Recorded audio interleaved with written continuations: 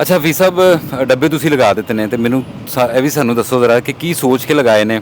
Market ਦੇ ਜੋ ਹਾਲਾਤ ਨੇ ਹਰ ਬੰਦਾ ਪਰੇਸ਼ਾਨ ਹੈ ਕਿ ਪਤਾ ਨਹੀਂ ਪਹਿਲਾ ਕਲਚ ਲੋਕਾਂ ਦਾ ਵਿਕਣਾ ਹੈ ਜਾਂ ਨਹੀਂ ਵਿਕਣਾ।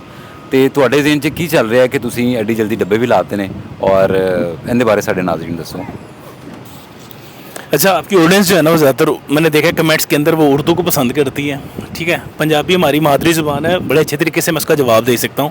लेकिन जो हमारे कराची के दोस्त हैं ना या दूसरे KPK के, उनको थोड़ी सी प्रॉब्लम होती है उसमें। ये है कि देखें जी, हम इस वक्त जो बैठे हुए हैं ना, इस वक्त हम बैठे हुए हैं फीस सेंटर में।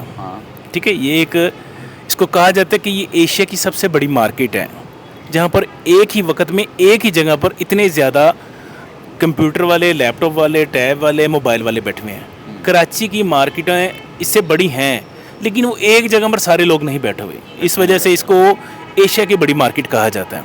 अच्छा, यहीं के मैं आपको चलें अपना थोड़ा सा बता देता हूँ कि मैं यहाँ पर 94 से हूँ, तकरीबन 30 साल से। जिस दुकान पर आप आते हैं, बैठे हैं, आपने 1-2 इंटरव्यूज़ भी लिए हैं, वहाँ पर मैं 97 से हूँ। ठीक है, तकरीबन 27 साल हो गए। हम लोग यहाँ पर सबसे पहले बेचते थे न्यू कंप्यूटर्स।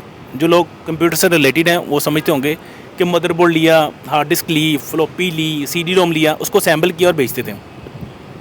ये बेचते बेचते एकदम ट्रेंड चेंज हुआ और ब्रांडेड मशीन्स जो है ना वो बाहर से आना शुरू हो गई, जैसे कि कॉम्पैक्ट, डेल, HP, इस तरह करके आना शुरू हो गई। ये शुरू हो गई थी जब कोर टू ड्यू का दौर था, ड्यूल कोर का दौर था, उस वक्त ये आना शुरू हो गई। तो जो हम लोग बेच रहे थे वो एकदम से ट्रेंड चेंज हुआ और हमें भी अपना ट्रेंड चेंज करके फिर ब्रांडेड में आना पड़ेगा। और फिर हाँ, जो कस्टमर डिमांड करते हैं हमने वो बेचना शुरू कर दिया। हमने ये नहीं देखा कि हम तो ये बेच रहे थे तो अब तो ये बिक रहा है, तो हमने उस ट्रेंड को फॉलो किया और ब्रांडेड मशीन सेल करना शुरू कर दी। जब सब ने वो सेल करना शुरू कर दी तो उसका मार्जिन और प्रॉफिट जो है ना वो कम हो गया। हर एक के पास जब एक चीज़ आई थी तो उसका मार्जिन और प्रॉफिट कम हो जाता है। जैसे अगर आज आप 16 Pro Max लेना चाहें जो नया आया है तो उसकी प्राइस 4.5 से 5.5 लाख है नॉन पीटे की। लेकिन यही मोबाइल आपको ठीक 2 से 3 महीने बाद आपको यहाँ पाकिस्तान के अंदर 3 लाख से नीचे नीचे मिलना शुरू हो जाएगा। तो इस वक्त क्यों महंगा है और उस वक्त क्यों सस्ता होगा? अभी उसके अंदर ऐसी क्या चीज़ है जो वो उस वक्त 2-3 महीने के बाद निकाल लेंगे और उसकी प्राइस जो है 1.5 से 2 लाख नीचे जाएगी? वो सिर्फ ये है कि डिमांड एंड सप्लाई। इस वक्त उसकी सप्लाई नहीं है, उसकी अवेलेबिलिटी नहीं है, उसकी प्राइस ज़्यादा है। जैसे ही उसकी अवेलेबिलिटी होगी उसकी प्राइस ड्रॉप हो जाएगी।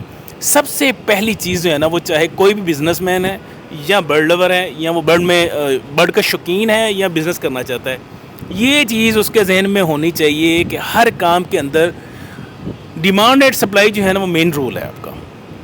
जब तक ये आपके जहन में होगा ना आप कभी भी मार नहीं खाएंगे। आपने जो सवाल किया ना कि मैं मुतमिन क्यों, मैं वो थोड़ा सा कवर करके बताता हूँ। अब जब वो ब्रांडेड सिस्टम भी सारे बेचना शुरू हो गए, उसमें हमारा मार्जिन प्रॉफिट कम हो गया, तो हमने मूव किया। कंप्यूटर के साथ एक मॉनिटर यूज़ होता था, टेक्नोलॉजी TV की तरह। सही है, हमने वो मंगवाना शुरू कर दिए। वो कंटेनर के कंटेनर आना शुरू हो गए, वो हमने बेचना शुरू कर दिए। मतलब इंपोर्टर के पास आते थे और इंपोर्टर से हम बुक कर लेते कंटेनर कि ये कंटेनर हमारा, उससे थोड़े थोड़े करके हम मंगवाते रहते थे। तो वो हम बेचते थे, होलसेल करते थे। जुम्मे वाले दिन यहाँ पर दूसरे शहरों से आते थे लोग और वो सिर्फ हफ्ते में 2 दिन हम काम करते थे, जुम्मा या हफ्ता, बस। बाकी 7 दिन हमें काम करने, 6 दिन काम करने की ज़रूरत नहीं होती थी। क्योंकि होलसेल का काम था ना, वो आते थे और ले जाते थे। लेकिन चलते चलते चलते एकदम ऐसा वक्त आया कि वो जो माल दुकान के अंदर पड़ा हुआ था और जो गोदाम के अंदर पड़ा वो स्टक हो गया। जैसे अभी आप बर्ड्स का काम कह रहे हैं ना कि बर्ड्स बिक नहीं रहा, मॉनिटर बिकना बिल्कुल बंद हो गया। क्यों? टेक्नोलॉजी एकदम से चेंज हुई, LCD ने उसकी जगह ले ली। हमने साथ साथ अपने आप को अपग्रेड नहीं किया। हमने देखा कि मार्केट ट्रेंड किस तरफ जा रहा है। अब वो जब माल जो ना वो सारे का सारा स्टक हो गया, लाखों रुपए का माल है, तो उस वक्त ये जो मॉनिटर्स है ना ये TV में कन्वर्ट होते थे हाल रोड के ऊपर। हमने क्या किया जी, वो हाल रोड वाले बंदे को बुलवाया, उसको कहा यार ये इसको एज ए ट्यूब के रेट के ऊपर वो ख़रीदता था। जो लोग इस बिज़नेस से रिलेटेड रहे हैं या जिनको पता है वो समझ जाएंगे। तो वो लोग जो थे ना वो उसकी ट्यूबें TV के तौर पर यूज़ करते थे, बॉडी के अंदर फिट करते थे। तो उसको एज ए स्क्रैप हमने उठवा दिया, वो सारे का सारा। हाँ जी, वो सारे का, उसमें नुकसान हुआ। सिर्फ बर्ड्स में नुकसान नहीं होता भाई, कारोबार में भी नुकसान होता है। ये नुकसान के ऊपर मैं आपको एक और स्टोरी भी साथ सुनाऊंगा, कपड़े से रिलेटेड। मैंने कपड़े का भी बिज़नेस किया, उसमें काफ़ी नुकसान किया।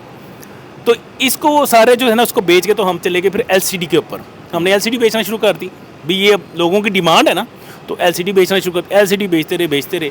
उसके बाद जी ट्रेंड चेंज हुआ कि लोग कहते हैं जी लोड शेडिंग जब बहुत ज़्यादा हुई ना, ये 2008 की बात है जब बेनज़ीर का दौर था, ये जरदारी का, हाँ जरदारी बेनज़ीर का डेथ हुई थी और ये जरदारी का दौर आ गया और लोड शेडिंग बहुत ज़्यादा शुरू।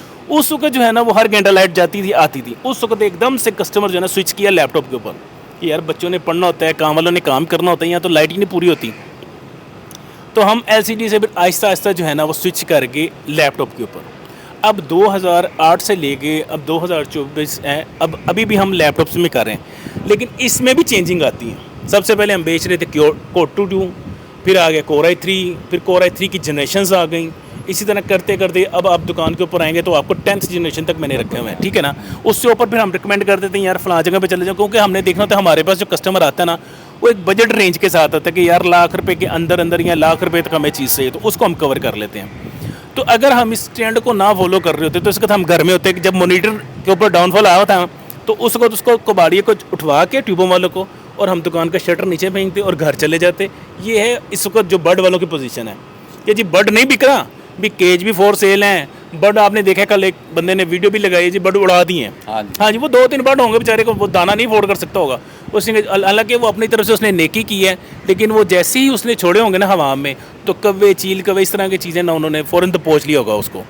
तो वो ये हैं बिल्कुल डिसार्ड लोग, मायूस लोग कि जी बस ख़त्म हो गई दुनिया, ख़त्म हो गई।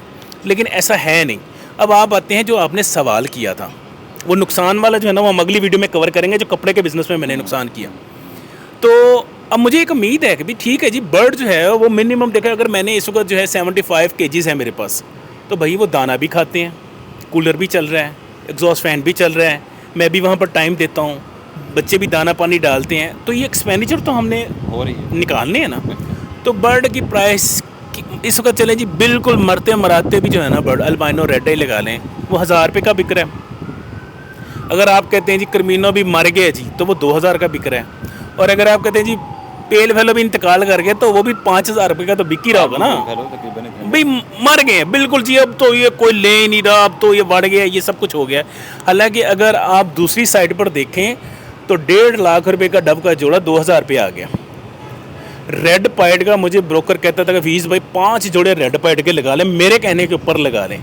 आज वो हज़ार रुपये के रेड पाइड मेरे सुनने में है, क्योंकि हमें मार्केट में तो नहीं जाता, लेकिन लोग आते हैं, दोस्त आते हैं, बताते हैं जी 1000 रुपये की रेड पाइड हो गई है।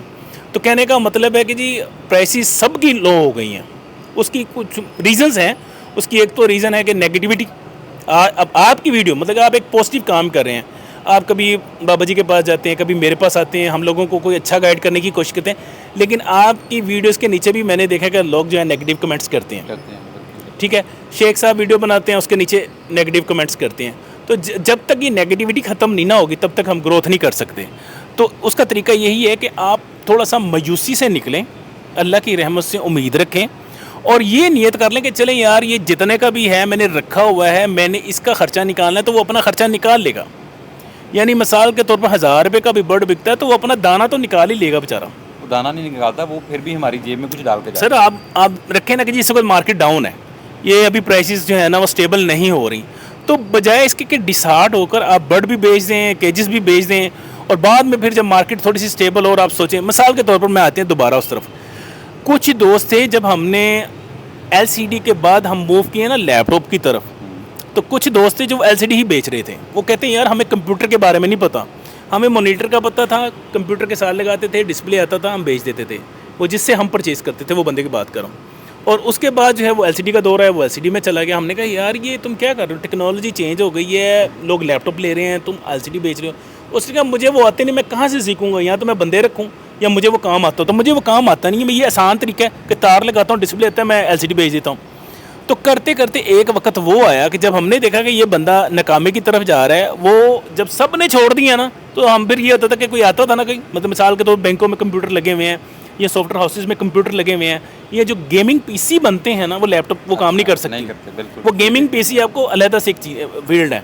तो वो भी जो है ना उनको भी LCD चाहिए थी। तो फिर ये होता था कि वो जिसके पास भी बंदा जाता था ना वो कहता यार वो फलां बंदा है वो बेच रहा है। यानी एक वक्त आएगा कि आज जो बंदे डिसार्ड होके कह रहे हैं ना कि ये अल्बाइनो रेड आई नहीं बेचना, वो ब्रीड करवाना, इसकी प्राइस बिल्कुल ख़त्म हो गई है। तो जो आज के दौर में करवाना है ना, तो एक वक्त आएगा कि आप वकास भाई कहेंगे यार वो फलां बंदा है, वो बंदा ब्रीड करवा रहा है, उसे तुझे अल्बाइनो रेड आई मिलेगा, मेरे पास तो पेल फेलो लगा हुआ है, एक्वा लगा हुआ है, डन फेलो लगा हुआ है। तो ये ऐसा भी हो जाता है।